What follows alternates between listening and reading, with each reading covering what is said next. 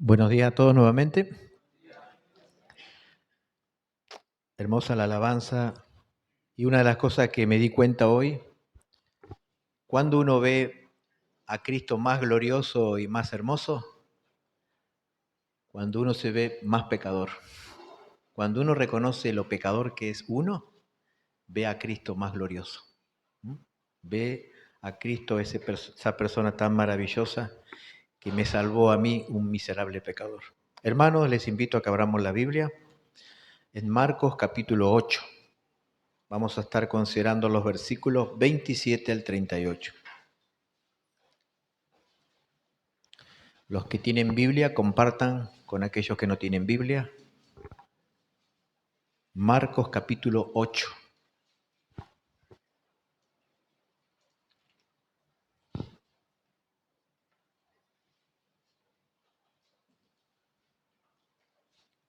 Versículo 27 al 38.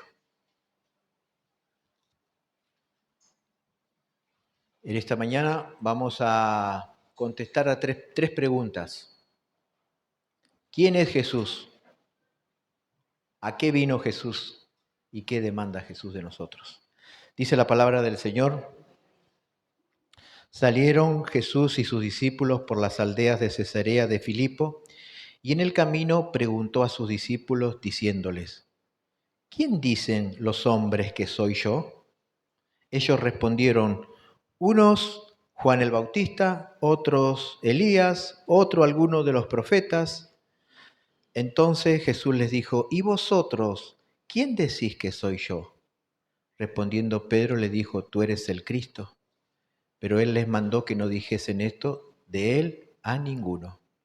Y comenzó a enseñarles que era necesario al Hijo del Hombre padecer mucho y ser desechado por los ancianos, por los principales sacerdotes y por los escribas, y ser muerto y resucitar después de 3 días. Esto le decía claramente. Entonces Pedro le tomó aparte y comenzó a reconvenirle.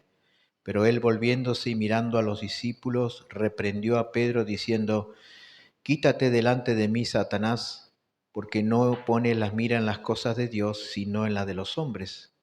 Y llamando a la gente y a sus discípulos les dijo: si alguno quiere venir en pos de mí, niéguese a sí mismo y tome su cruz y sígame.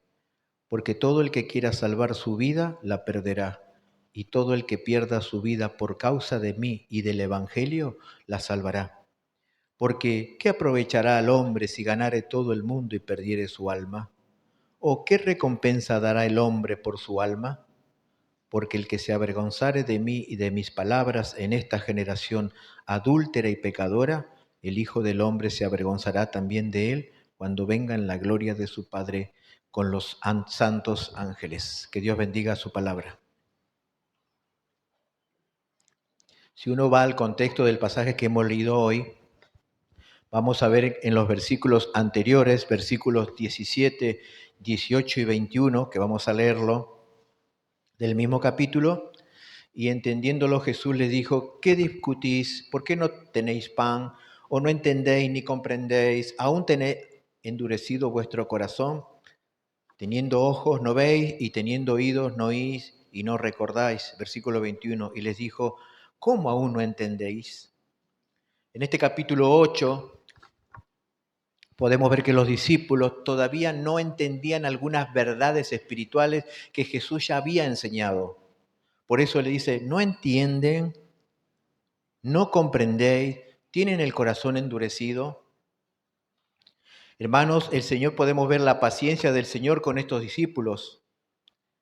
El Señor reprende a sus discípulos y va a hacer a continuación un milagro para ilustrar lo que le estaba sucediendo a los discípulos. ¿Y cuál fue ese milagro? Sanó a un hombre ciego, pero dice que en la primera instancia el hombre ciego veía a las personas como árboles. Lo volvió a tocar Jesús y ahora ese ciego podía ver claramente. Los discípulos no veían, o veían de una manera distorsionada, las verdades espirituales. El hombre ciego veía a los hombres como árboles, y estos discípulos de la misma manera no estaban viendo a Cristo como realmente Él les había enseñado.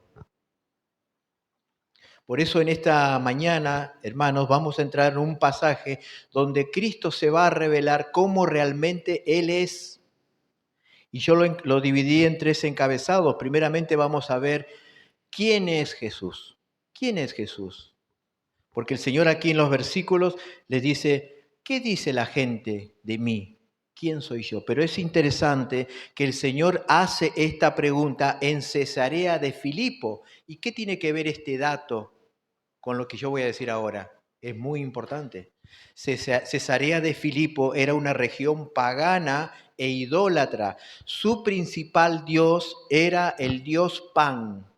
Este dios era mitad cabra y mitad hombre. Y en ese tiempo y en ese lugar se adoraba a ese dios, al dios Pan. Pero también esta región era una región que adoraba al César, por eso se llamaba Cesarea, porque allí se rendía culto al César. Y en esa región de idolatría, de paganismo, el Señor hace esa pregunta. ¿Quién dice la gente que soy yo? Y los discípulos le van a contestar que algunos decían que Jesús era Juan el Bautista, otros decían que Jesús era Elías y otros decían, y algún profeta. Ahora, en síntesis, Jesús, como muchos decían que Jesús era como un predicador porque lo asociaban como un profeta, o era un hacedor de milagros porque lo asociaban como Elías. Ahora, lo interesante de esto, que todas las respuestas de las personas cuando dijeron qué pensaban de Jesús, eran respuestas buenas, pero incompletas. ¿Saben por qué? Porque esas respuestas eran buenas porque nadie de las personas dijo que Jesús era un impostor, un mentiroso o un engañador, sino que decían que es un profeta o un hacedor de milagros. Eran respuestas buenas, pero eran no respuestas completas. ¿Por qué? Porque ciertamente Jesús predicaba y hacía milagros, pero no solamente eso. Jesús era el Hijo de Dios, el Dios encarnado. Y es interesante que ninguna de esas personas, cuando dio su opinión acerca de Cristo, dijo que era el Hijo de Dios. El problema con esta gente que veía a Jesús como un gran hombre, no como el Hijo de Dios, no como el Dios encarnado. Y hermanos y amigos, esto es muy peligroso. ¿Por qué? Porque si una persona ve a Jesús solo como un gran hombre y no lo ve como Dios, esa persona va camino al infierno. Porque si Jesús es solo un hombre o un gran hombre y no es Dios, no puede salvar a nadie. Ningún hombre puede salvar a otro hombre. Si Jesús solamente se lo ve como un gran hombre, un maestro o un ejemplo de moralidad y no se lo ve como el Dios encarnado, esa persona va camino al infierno porque un hombre no puede salvar a un hombre. Jesús, según las Escrituras, es verdadero hombre, pero también es verdadero Dios. Porque Él como hombre pudo morir por los pecadores. ¿Y cómo Dios puede perdonar pecados? Si Jesús solamente es hombre, no puede perdonar. Porque el único que puede perdonar es Dios. Pero Jesús es Dios. Por lo tanto, lo que Cristo es para mí, determinará dónde pasaré la eternidad. Lo que para mí representa a Cristo va a manifestar dónde yo voy a pasar la eternidad. Y les voy a dar algunos ejemplos. Los testigos de Jehová, ellos creen en Cristo, pero lo consideran un hombre, pero no Dios. Los mormones, ellos creen en Cristo, pero lo reconocen como un profeta, no como Dios. Los budistas o hinduistas, ellos creen en Cristo, pero lo consideran un gran maestro, pero no lo consideran Dios. Los católicos romanos, ellos creen en Cristo, pero lo ponen al mismo nivel que a María, afirmando que María es corredentora con Cristo. Todas estas religiones conducen a las personas a la condenación eterna porque niegan la deidad de Cristo y porque niegan la supremacía de Cristo. Si tú no ves a Cristo como el Hijo de Dios, vas camino al infierno, porque Jesús es el Hijo de Dios. Ahora en el versículo 29 dice, ¿y vosotros quién decís que soy yo? Ahora Jesús escuchó la opinión de la gente, nadie acertó, pero ahora le dice a sus 12 discípulos que estaban con él, ¿y ustedes quién dicen que soy yo? Ahora, estos discípulos habían ya convivido con Cristo 2 años y le pregunta, ¿quién soy yo para ustedes? Pedro, guiado por Dios y en representación de los demás, declara, tú eres el Cristo. En el pasaje paralelo de Marco, allí en Mateo, Pedro dice, tú eres el Cristo, el Hijo del Dios viviente. Pedro está reconociendo que Jesús era más que un hombre, más que un profeta, más que un maestro. Jesús era el Hijo del Dios viviente, es decir, que Cristo era el ungido, el elegido, el Mesías. Ahora bien, lo que Pedro respondió no es algo que había él descubierto por sí mismo, porque si nosotros vamos a Mateo, al pasaje paralelo de este pasaje, vamos a ver que Jesús, ¿qué le dice a Pedro? Pedro, esto te lo reveló mi Padre que está en los cielos. Cuando Pedro dijo, tú eres el Cristo, el Hijo del Dios viviente, fue Dios quien se lo reveló a Pedro y Pedro, en representación de los 12, dijo, tú eres el Cristo, el Hijo del Dios viviente. Ahora, ¿qué nos enseña este pasaje, hermano? Si nosotros queremos saber quién realmente es Cristo, el Hijo de Dios, debemos buscarlo en la única fuente de información. ¿Y cuál es esa única fuente de información para saber quién realmente es Cristo? Es Dios mismo, es las Escrituras, no lo que dice la gente, porque ninguna de las personas que opinaron acerca de Cristo fue verdad. La única fuente de información para saber quién es Cristo es Dios a través de su palabra, no a través de lo que la gente diga. Cuando uno sale a evangelizar, escucha un montón de opiniones acerca de Cristo, que Él fue un ejemplo de moralidad, que Él fundó una religión, que fue un gran maestro, pero no lo reconocen como el Hijo de Dios, el Dios que se hizo hombre y bajó a la tierra. Las personas dijeron, es Juan el Bautista, es Elías, algún profeta.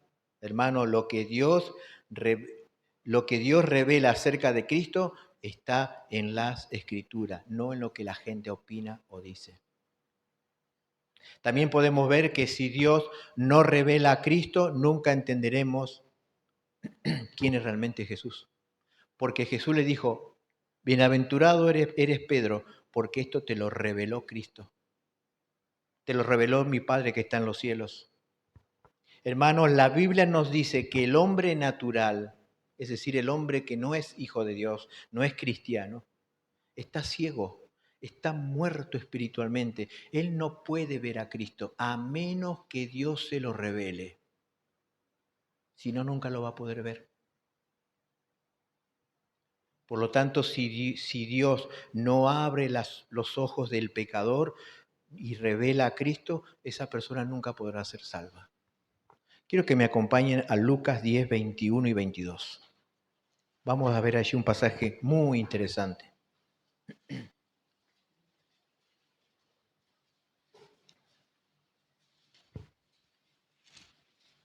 Lucas 10,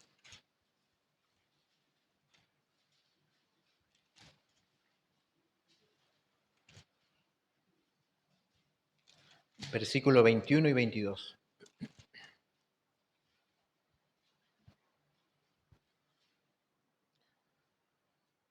En aquella misma hora Jesús se regocijó en el Espíritu y dijo, Yo te alabo, Padre Señor del cielo y de la tierra, porque escondiste estas cosas de los sabios y entendidos y las has revelado a los niños. Sí, Padre, porque así te agradó. Todas las cosas me fueron entregadas por mi Padre, y nadie conoce quién es el Hijo sino el Padre, ni quién es el Padre sino el Hijo, y aquel a quien el Hijo lo quiera revelar. Tremendo pasaje. Hermanos, ¿qué podemos ver aquí? Que el mismo Dios que revela es el mismo Dios que esconde. Dice Jesús en su oración, te alabo, Padre, Señor del cielo y de la tierra, porque escondiste estas cosas de los sabios y de los entendidos y las has revelado a los niños. Ese Dios soberano esconde y revela, porque Él es soberano. Si hay alguien hoy en este lugar que no es del Señor todavía, tú debes pedirle a Dios que te revele a Cristo, que te dé a conocer a Cristo, porque si Dios no lo hace, nadie lo hará, ni el mejor predicador del mundo. Dios es el que revela a Cristo para que el pecador pueda venir a Cristo. Hermano, la salvación es del Señor. La salvación es un regalo sobrenatural e inmerecido. Esa salvación viene del cielo. A quien Dios quiere revelar, va a revelar. Y a quien Dios quiere esconder, va a esconder.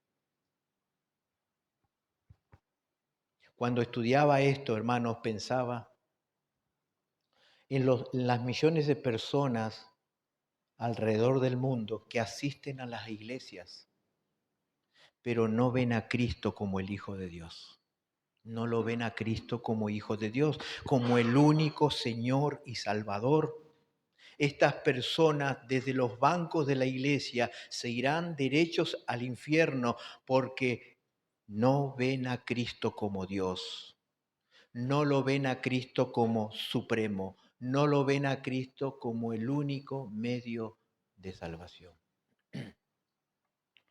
Ayer estaba hablando con una persona que va a una determinada iglesia, ya había pasado por 2 o 3 iglesias y me di cuenta de algo, hermano. Y mientras venía caminando me di cuenta de algo. Muchas personas vienen a una iglesia porque en la iglesia se sienten amados, contenidos, se sienten apoyados, pero no vienen por Cristo. Vienen porque aquí se los trata bien, se los atiende, pero no vienen por Cristo. Porque cuando tienen algún problema con alguna persona, se van, porque su motivación no era Cristo. Entonces, el hecho de que estemos acá en la iglesia no significa que tú eres un hijo de Dios, al menos que reconozca que Cristo es tu tesoro, es tu salvador, es el único medio de salvación. Tú tienes que venir por Cristo, porque Dios te reveló a Cristo. Entonces, no es suficiente venir a la iglesia, no es suficiente cantarle a Cristo, no es suficiente escuchar de Cristo. Lo importante es saber, Cristo es el Hijo de Dios y es mi Salvador. Yo puedo ver a Cristo como mi único medio de salvación. Entonces vemos que cuando Jesús hace esa pregunta, ¿qué opinaba la gente de él? Todo fueron respuestas incorrectas porque nadie dijo, es el Hijo del Dios viviente. Nadie. Y cuando Pedro dijo, tú eres el Cristo, el Hijo del Dios viviente, Dios le hizo saber a Pedro que lo que él dijo se lo había revelado su Padre. No era algo natural de Pedro. Versículo 30, allí en Marcos 8. Pero él le mandó que no dijesen esto de él a ninguno. En este versículo Jesús le pide a sus discípulos que no revelen por ahora que él era el Cristo. ¿Por qué? Porque la gente tenía otros intereses con Cristo. Ellos querían hacerlo rey para esta tierra y no rey para sus vidas. Los judíos estaban bajo la opresión del Imperio Romano y ellos querían tomar a Cristo para hacerlo rey y zafar o salir de la opresión romana. Pero Jesús no vino para sacar a los judíos de la opresión romana. Jesús vino a este mundo para salvar a los pecadores, para salvarte de algo peor que la opresión romana, de tus pecados. Entonces el Señor dice, no digan a nadie que yo soy el Cristo. ¿Saben algo? Me di cuenta que mucha gente o la mayoría de la gente quiere a Cristo para que los bendiga, para que los ayude, para que los proteja, pero no quieren a Cristo para que los gobierne, no quieren a Cristo como su Señor. Y eso es lo que querían los judíos, querían a Cristo tenerlo como rey para salir de la opresión romana, pero no quería que Cristo sea el gobierno de su vida. Y hay mucha gente así, que solo quiere que Cristo lo ayude, lo bendiga y lo proteja, pero que no lo gobierne. Y el Señor dice, Jesús dice, si yo no soy tu Señor, no soy tu Salvador. Entonces, en primer lugar, podemos ver quién es Jesús. Jesús es el Hijo de Dios, que se encarnó y vino a la tierra. Es más que un profeta, es más que un maestro, es más que un gran ejemplo de moralidad, es el Hijo del Dios viviente. Entonces vimos quién es Jesús. Ahora, la segunda pregunta que vamos a responder, ¿a qué vino Jesús a la tierra? ¿A qué vino? Versículo 31 al 33. Y comenzó a enseñarles que le era necesario al Hijo del Hombre padecer mucho y ser desechado por los ancianos, por los principales sacerdotes y por los escribas, y ser muerto y resucitar después de 3 días. Esto les decía claramente, entonces Pedro le tomó aparte y comenzó a reconvenirle, pero él volviéndose, mirando a los discípulos, reprendió a Pedro diciendo, quítate delante de mí, Satanás, porque no pone la mira en las cosas de Dios, sino en la de los hombres. ¿A qué vino Jesús a la tierra? Hasta este momento los discípulos veían a Cristo como un conquistador, pero no lo veían como un siervo sufriente que tendría que morir clavado en una cruz. Los discípulos no lo veían a Cristo así. Y los discípulos, al escuchar esta tremenda declaración, sin duda sacudió su corazón. Ellos esperaban a un rey glorioso, no a un siervo sufriente que padecería, que sería desechado y que moriría y resucitaría el tercer día. Ellos esperaban un rey cargando una corona, no un rey cargando una cruz. Y aquí el Señor les comparte para qué Él vino a este mundo. Él no solo era el Hijo de Dios, sino que también era el Hijo del Hombre. El Hijo del Hombre es un término mesiánico que tiene que ver con su humillación. 14 veces aparece en el libro de Marcos, Hijo de Hombre. Pero el Señor dice una palabra clave. Es necesario que el Hijo del Hombre, dice en el versículo allí, 31, es necesario al Hijo del Hombre padecer mucho. Aquí el Señor dice una palabra clave, necesario. Necesario era para Cristo pasar por la cruz. Esa era su misión cuando vino a la tierra, pasar por la cruz. ¿Para qué? Para dar perdón a los pecadores. La misión de morir por los pecadores, porque no había otra forma de que los pecadores sean perdonados y aceptados por Dios. La Biblia dice, sin derramamiento de sangre no hay perdón de pecados. Si Jesús no pasaba por esa cruz, no habría perdón de pecados para nadie, porque Él tenía que pagar tus pecados y mis pecados. En el libro de Lucas vemos que Jesús, después que resucitó, reprende a 2 discípulos que iban camino a Emaús porque ellos ignoraban el propósito de Jesús al venir a esta tierra. Ellos estaban tristes porque decían, nosotros creíamos que Él era el Mesías, pero resulta que ya murió y está enterrado. Y cuando el Señor resucitó, se encontró con estos discípulos. ¿Y saben qué les dijo? Oh insensatos y tardos de corazón, para creer todo lo que los profetas han dicho. ¿No era necesario que el Cristo padeciera estas cosas y que entrara en su gloria? Para Cristo era necesario sufrir, morir y resucitar. No solo para que Él pueda dar salvación a los pecadores, sino también que era necesario que sea así para cumplir todas las profecías del Antiguo Testamento que hablan de Cristo. De Cristo ya se habla en Génesis capítulo 3, cuando el Señor le hace una promesa a Eva, que de su descendiente vendría el que aplastaría la cabeza a Satanás. Para Cristo era necesario sufrir y morir, resucitar, no solo para que pueda dar salvación, sino también para que se cumplan las Escrituras. Pero también va a mencionar tres grupos de personas de la nación de Israel. ¿Quién serían los encargados de que Cristo fuera crucificado? Por supuesto, estas personas lo harían movido por la envidia a Cristo, pero también sin saber estaban cumpliendo el plan de Dios, que Cristo tenía que ser entregado y morir en la cruz. ¿Quién eran esas personas? Aquí el Señor los nombra, los ancianos, los principales sacerdotes y los escribas. Ahora, algo interesante. Estas personas supuestamente eran los líderes espirituales de la nación de Israel. Eran personas religiosas y conocedoras de la ley de Dios. Sin embargo, esas personas fueron los que entregaron a Jesús a la cruz. Esto es muy interesante. Hermano, ¿qué nos enseña esto? Que la religión, sea cual sea, es enemiga de Cristo, es contraria a Cristo. ¿Quiénes entregaron a Jesús? ¿Los borrachos? ¿Los publicanos? ¿Las prostitutas? No, los religiosos. Los religiosos, movidos por la envidia, entregaron a Cristo a la cruz. Por lo tanto, si una persona quiere ser salva, tiene que renunciar a su religión. Porque Cristo y religión son dos cosas opuestas.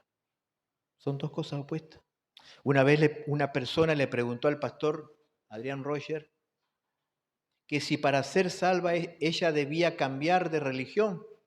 El pastor le dijo, no, si usted quiere ser salvo, no debe cambiar de religión. Usted debe abandonar la religión. Debe abandonar la religión. Para ser salvo, las personas tienen que abandonar su religión.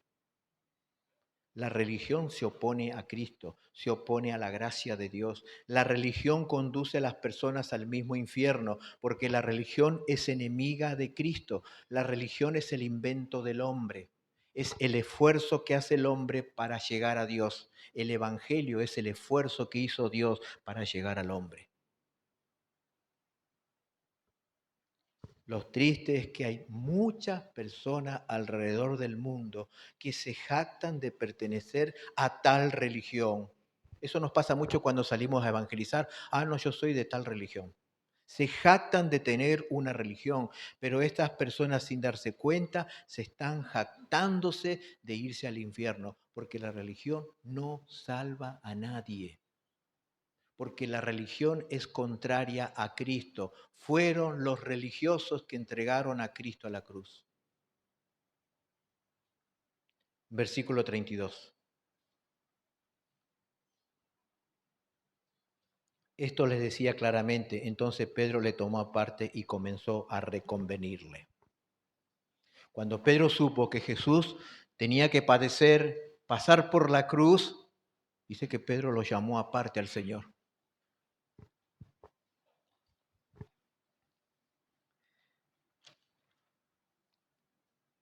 Pero el Señor fue claro con ellos, yo voy a morir, pero también voy a resucitar.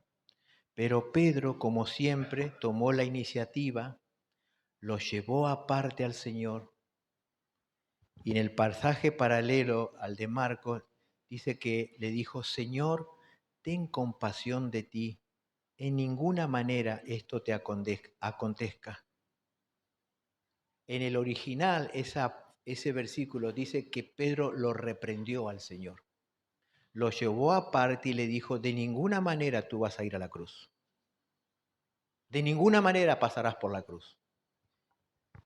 La actitud de Pedro humanamente es loable, porque sin duda Pedro amaba a Cristo, pero desde el punto de vista de Dios, esta era una actitud diabólica y el Señor se lo hace saber.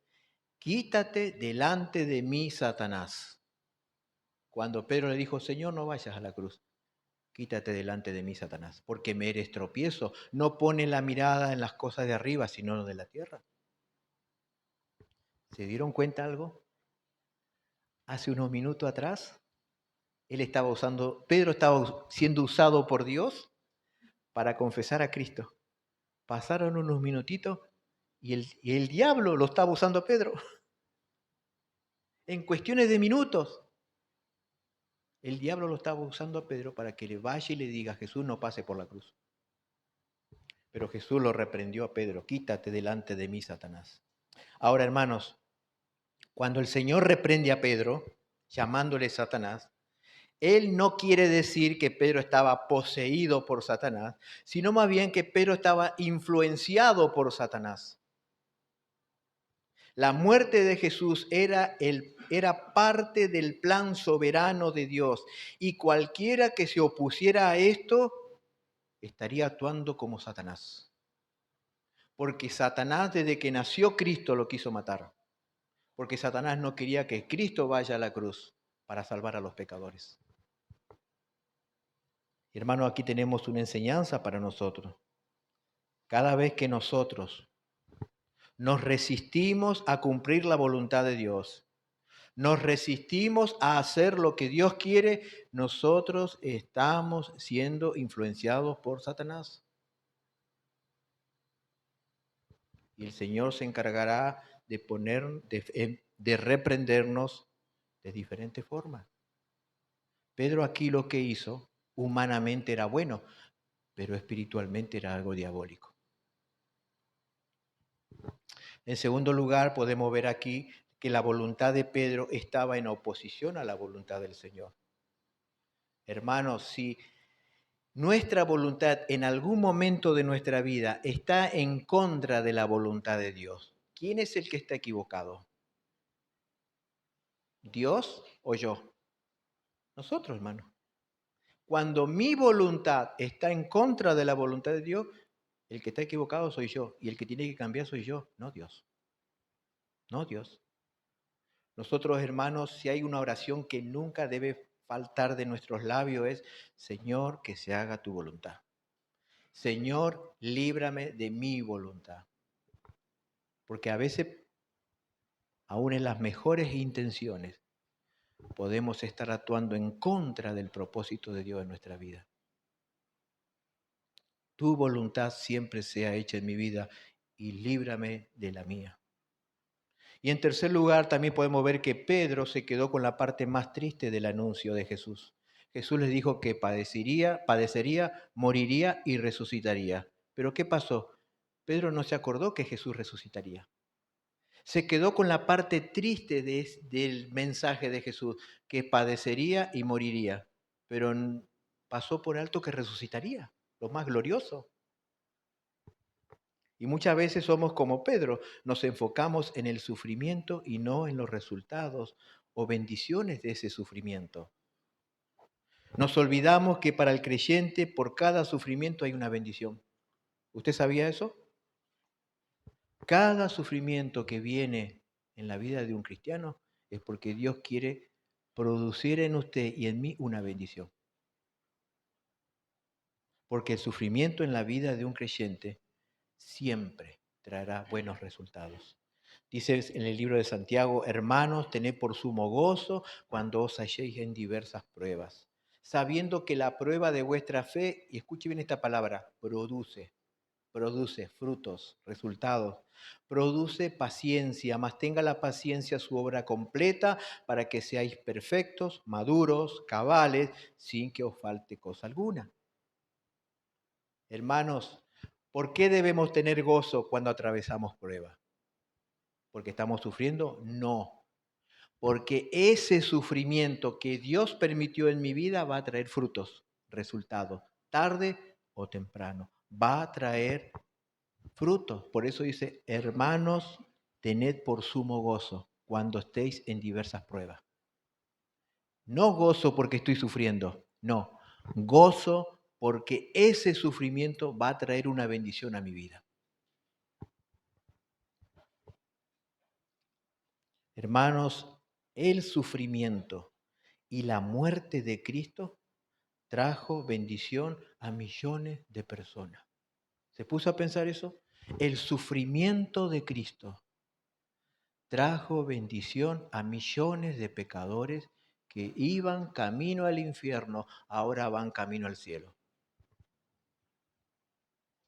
Si Jesús le hubiera hecho caso al consejo de Pedro de no ir a la cruz, no habría salvación para nadie. Para nadie. Para nadie. Para cerrar este punto, hermano, el Señor cumplió su misión. Aun cuando Satanás, los religiosos y sus propios discípulos se opusieron. Gloria a Dios porque Él fue obediente hasta la muerte y muerte de cruz. Y hoy gozamos una salvación maravillosa. Si Jesús hubiera aceptado el consejo de Pedro, no pasar por la cruz, todos estaríamos condenados y no habría salvación para nadie. Pero el Señor cumplió su misión en la tierra, a pesar de la oposición que tuvo. Dice la Biblia que Él fue obediente hasta la muerte y muerte de cruz.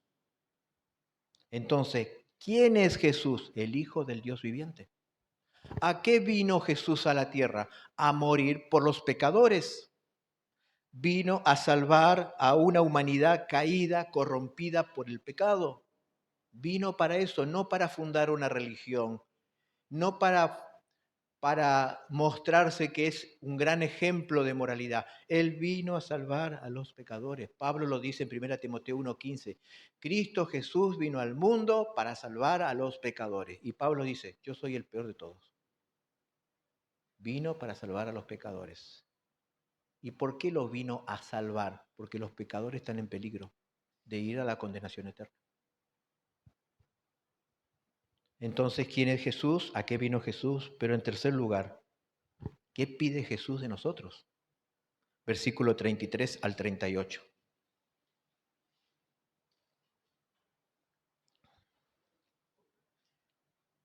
Pero él volviéndose y mirando a los discípulos, reprendió a Pedro diciendo, quítate delante de mí, Satanás, porque no pones la mira en las cosas de Dios, sino en la de los hombres. Y llamando a la gente y a sus discípulos, les dijo, si alguno quiere venir en pos de mí, niéguese a sí mismo, tome su cruz y sígame. Porque todo el que quiera salvar su vida la perderá, y todo el que pierda su vida por causa de mí y del Evangelio la salvará. Porque ¿qué aprovechará el hombre si ganare todo el mundo y perdiere su alma? ¿O qué recompensa dará el hombre por su alma? Porque el que se avergonzare de mí y de mis palabras en esta generación adúltera y pecadora, el Hijo del Hombre se avergonzará también de él cuando venga en la gloria de su Padre con los santos ángeles. ¿Qué pide Jesús? Dice que Jesús llamó a los discípulos y llamó a la gente. ¿Qué pide Jesús? Hermanos, lo que aquí Jesús está diciendo no son requisitos para la salvación. Son evidencias de alguien que ha sido salvo. Todos sabemos que la salvación es por gracia, por medio de la fe, pero esa fe que salva me conduce a la obediencia. Porque la fe sin obediencia es una fe muerta, superficial. Esa fe no salva a nadie.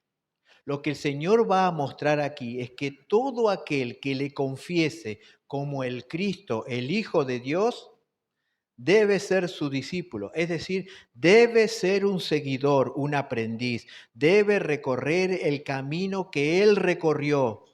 ¿Y cuál es ese camino?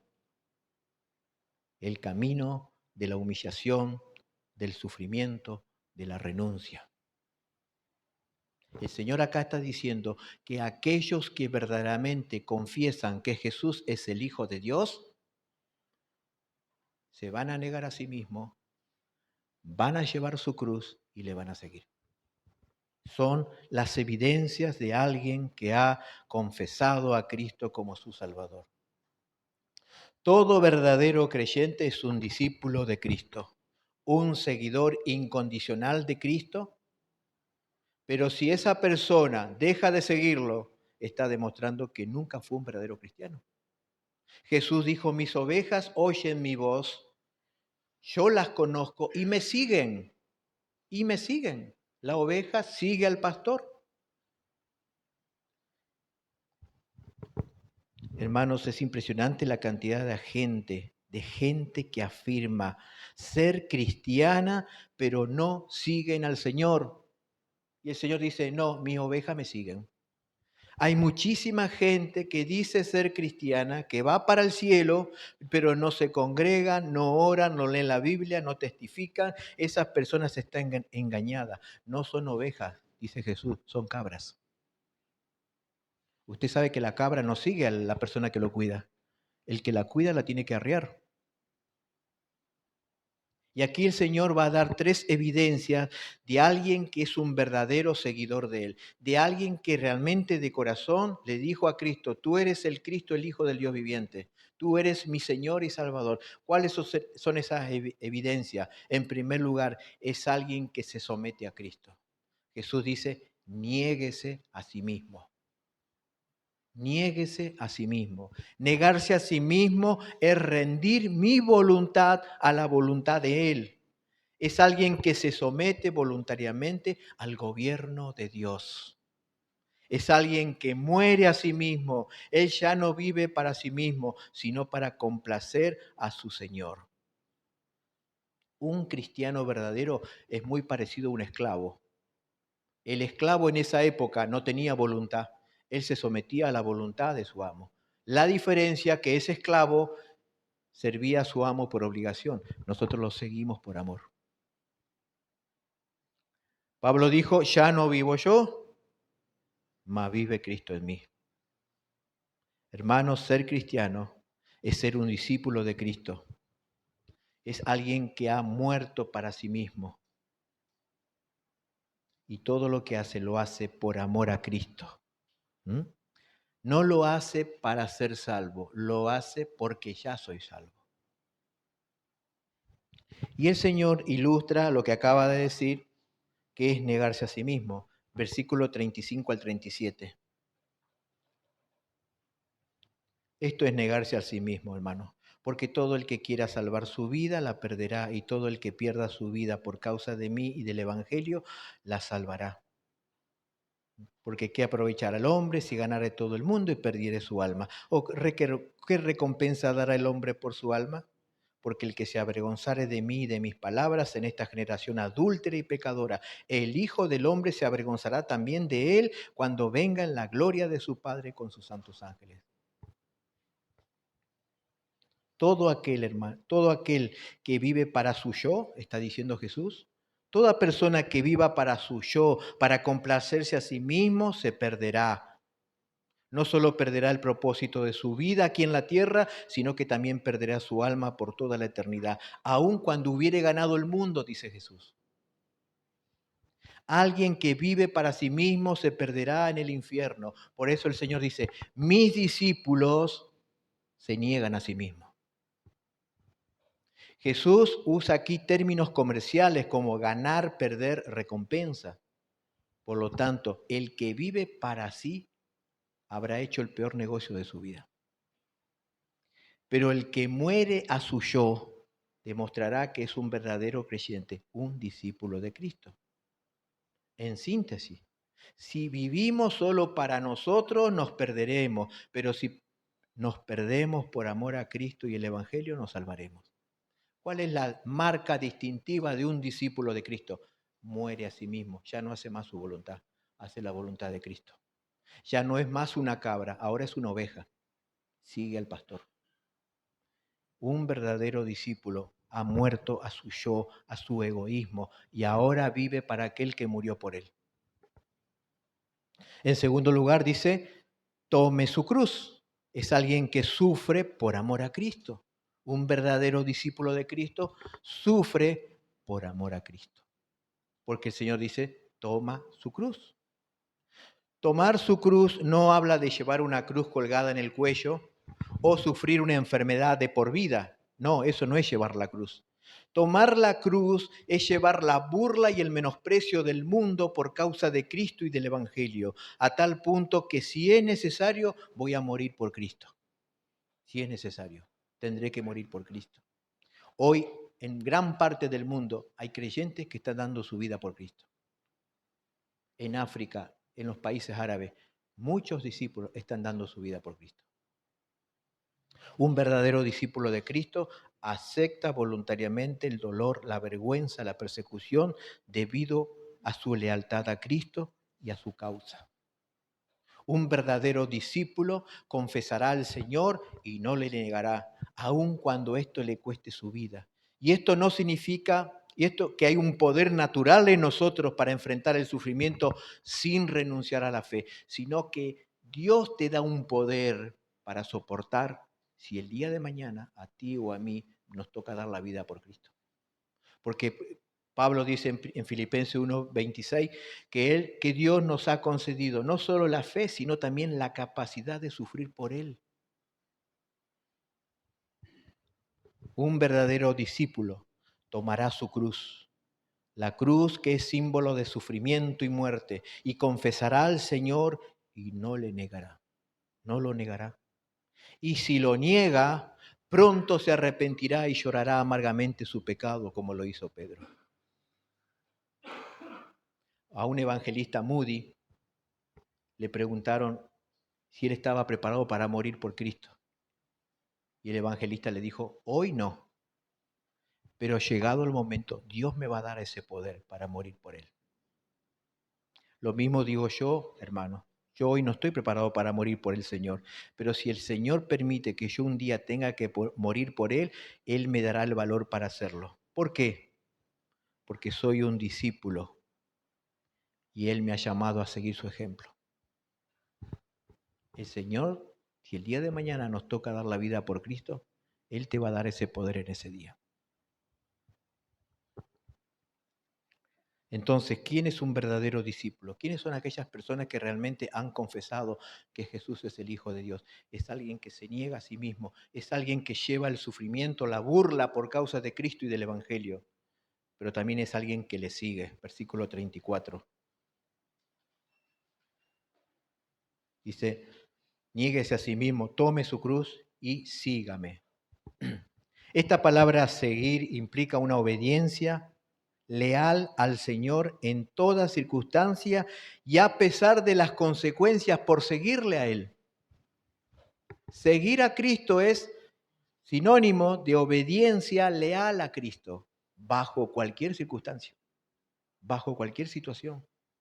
Un verdadero discípulo no seguirá a su Señor cuando todo está bien solamente, sino que también lo hará en aquellos momentos que estará solo, triste o débil. Los verdaderos discípulos de Cristo no son de corta duración. Ellos seguirán a su Señor aunque el diablo, el mundo y las circunstancias estén acosándolos por todos lados. Los verdaderos discípulos no abandonan la fe ni a su Señor, porque si lo hacen habrán demostrado que nunca fueron sus discípulos, nunca fueron sus ovejas. En San Juan 6:66 dice el relato bíblico que muchos de los discípulos de Jesús se volvieron atrás y ya no andaban con Jesús, porque ellos se sintieron ofendidos por lo que el Señor les dijo. Ellos dijeron, dura es esta palabra, ¿quién la puede oír? Ahora, ellos no es que no la entendían, ellos no la querían aceptar. Muchos discípulos abandonaron a Cristo. Y el Señor le dice a los 12, ¿ustedes también quieren irse? Un verdadero discípulo sigue a Cristo bajo cualquier circunstancia. ¿Por qué? Porque Dios te ha dado el Espíritu Santo, porque tú eres una oveja, porque tú eres un comprado con su sangre. Un verdadero discípulo no seguirá a su Señor cuando le conviene, sino en todo momento, hasta que la muerte. La obediencia leal al Señor es un distintivo de aquellos que son sus discípulos, de aquellos a quienes Dios ha llamado a la salvación. Entonces, ¿quién es Jesús, el Hijo de Dios? ¿A qué vino Jesús? A salvar a los pecadores. ¿Y quiénes son esos salvados? ¿Quiénes son esos pecadores que han sido salvados? Bueno, esos pecadores que han sido salvados son aquellos que se niegan a sí mismos, toman su cruz y siguen al Señor bajo cualquier situación. Estos son los discípulos de Cristo. Quiero terminar con algunas aplicaciones breves. Número 1, querido hermano, que has sido salvado, perdonado y eres un discípulo de Cristo, adora a Dios. Adora a Dios porque Él te reveló a Cristo. Y esto es un privilegio que muchos no lo tendrán ni lo tuvieron. Adora a Dios porque Dios te reveló a Cristo. Porque si Él hubiera querido, no te lo hubiera revelado. No te lo hubiera revelado. Hay muchas personas que pasaron por este mundo, nacieron, crecieron, envejecieron, murieron y se fueron. Y Dios no les reveló a Cristo. Nunca tuvieron una Biblia, nunca fueron a la iglesia, nunca escucharon de Dios. Pero tú, si eres un cristiano, adora a Dios porque Él te reveló a Cristo. Hoy tú lo puedes ver a Cristo. Número 2, el Señor nos pide lo que Él ya hizo. ¿Se dio cuenta? El Señor nos está pidiendo a nosotros algo que Él primeramente ya lo hizo. Por ejemplo, Él nos pide que nos neguemos a sí mismos. Bueno, Cristo se negó a sí mismo. Él se negó a sí mismo. Dice en Filipenses que Él no estimó ser igual a Dios, sino que se despojó a sí mismo, se negó a sí mismo. Hermanos, Cristo no pensó en sí mismo, Él pensó en nosotros. Si no hubiera descendido a esta tierra, nadie sería salvo. Él renunció a sus derechos y privilegios como Dios para venir a buscarnos. ¿Te diste cuenta? Él primero se negó a sí mismo por ti. Y Él nos pide ahora, niégate a ti mismo. Él nos pide que tomemos la cruz. Él ya lo hizo. Él llevó ya el desprecio y el sufrimiento y la amargura de la muerte por nosotros para que hoy podamos disfrutar de esa salvación tan grande. El Señor dice, toma tu cruz. Yo la primero la tomé, la mía. ¿Te das cuenta que el Señor no te está pidiendo algo que Él no lo hizo? Él ya lo hizo. El Señor nos pide que le sigamos. Es decir, que tengamos una obediencia leal hacia Él. Él ya lo hizo. Filipenses 2 dice que Él fue obediente hasta la muerte y muerte de cruz. Ya lo hizo. Hermanos, si Él lo hizo por mí, ¿cómo no lo voy a hacer por Él? ¿Cómo no lo voy a hacer por Él? Preguntémonos en esta mañana si seguir a Jesús me está costando algo. Si estoy pagando el precio por seguirle a Él. Si esto no es así, deberíamos temer, porque una religión que no cuesta nada no vale nada. Como dijo un pastor, si seguir a Cristo no te cuesta nada, no es a Cristo a quien sigues. Porque seguir a Cristo hay que pagar un precio.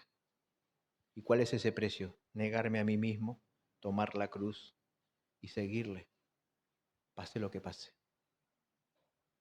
Para aquellos que no son del Señor,